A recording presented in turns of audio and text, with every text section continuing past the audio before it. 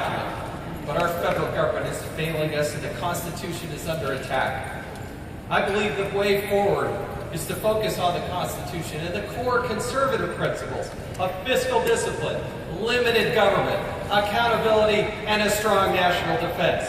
That's what I'm focused on, that's what I work on, that's what I want to go back to Washington, D.C. to continue to fight for.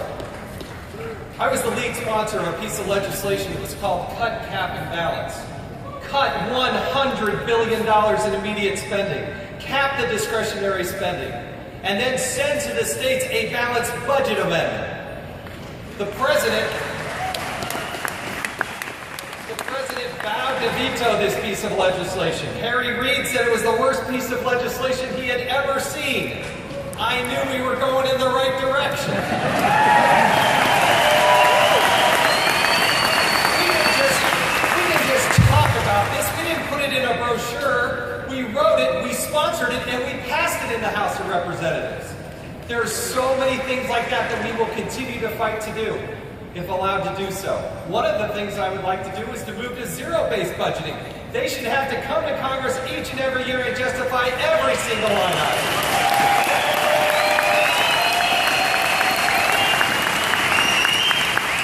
And when it comes to education, I promised and fought to repeal No Child Left Behind. There shouldn't even be a federal Department of Education.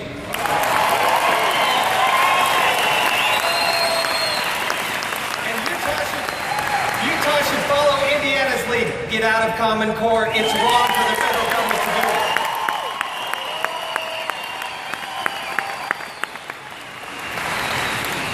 One of the basic foundations in our country was the idea of private property ownership. It was part of the foundation. We have to get our lands back. I fully support the state efforts to make sure that that Enabling Act is fully invoked.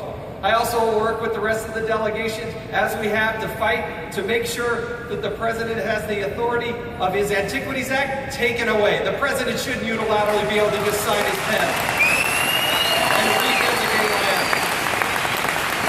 I have a bill that's now come out of committee that deals with the BLM land and making sure that they give a portion of that back. It would affect 123,000 acres in Utah immediately. Just passed out of committee.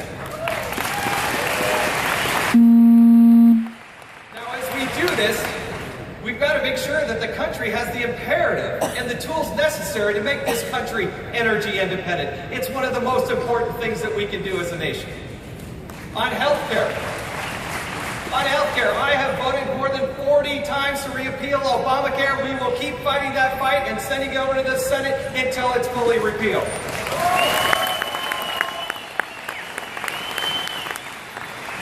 Our very liberty is under attack. We cannot give up every bit of liberty in the name of security. When I was first elected to Congress, I took on the TSA. They have their own way of fighting back. I can tell you that. Well, there's as many airplanes as I do, but I will continue to fight them.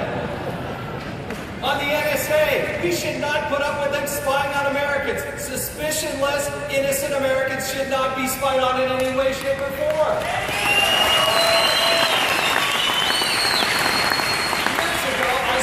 What's called the GPS Act. It would require federal law enforcement officials and local law enforcement officials to have a probable cause warrant in order to track somebody's geolocation. We must pass that bill.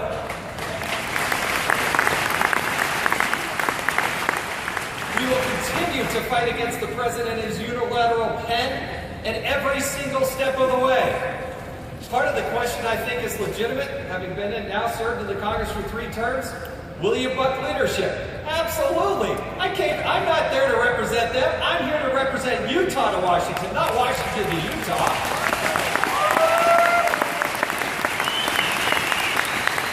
I'll give you one example. I was one of only 9 Republicans to vote against our leadership and said, let's bring our troops home from Afghanistan, and I did that years ago. I love our troops. I love our military. But if you're going to use the United States military, then you go with everything and you fight to win.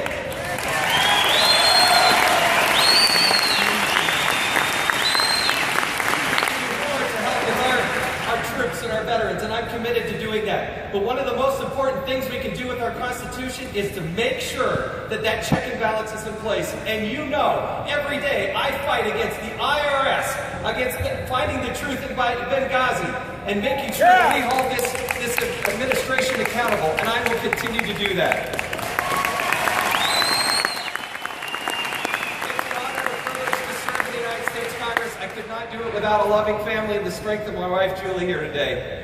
May God bless you, and may God bless the United States of America. I ask for your vote. Thank you for your consideration. Thank you.